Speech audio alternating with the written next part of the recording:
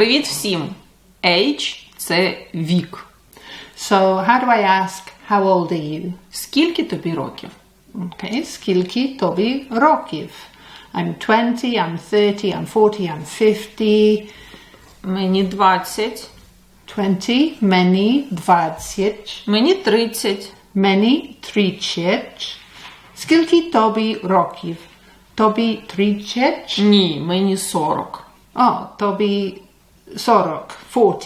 Тобі 40. Окей.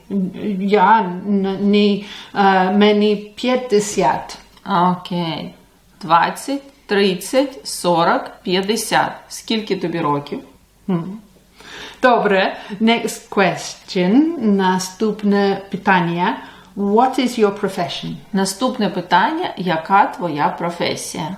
Яка твоя професія? Я вчителька або вчитель. I'm a teacher. Okay, what's the difference? Вчителька for women, or you can say вчитель for women too. But you can't say вчителька for men. Яка твоя професія? Я вчителька. Я вчителька. Або ти письменниця. You are writer. Так, я вчителька та письменниця. Письменниця. А ти, Оксана, яка твоя професія? Я теж вчитель, як і ти. Але я також бухгалтер. I'm a bookkeeper. I'm accountant. Ти ще раз. Я бухгалтер. Бухгалтер. Бухгалтер. Ти бухгалтер. Ага. А ти, яка твоя професія? Я вчителька та письменниця. Окей.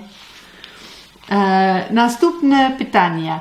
У тебе є дітей? Do you have children? Yes, I have a daughter. У тебе одна донька. У мене одна донька. У мене одна донька. Ще раз. У тебе є діти? Так, у мене є одна донька. У тебе є дітей? Так, у мене 2 синів і одна донька. What would I say if I didn't have any children? У мене немає дітей. Okay, and what if I had 4 children? У мене 4 дітей. Okay, shall we practice all the questions?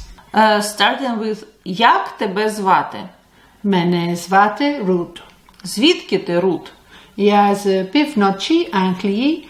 А ти, як тебе звати? Мене звати Оксана. Я з півдня України.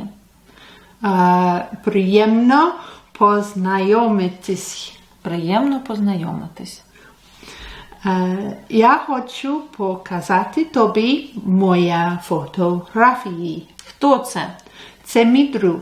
Як його звати? Його звуть Ніл. Він зі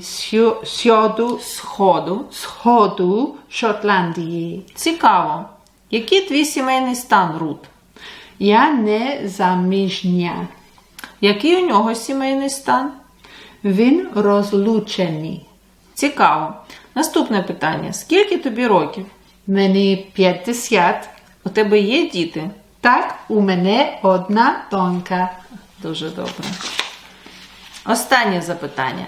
Яка твоя професія? Я вчителька і я теж письменниця. Добре, дякую. Дякую. That was a big interview. You can download a PDF of this lesson from the link in the description.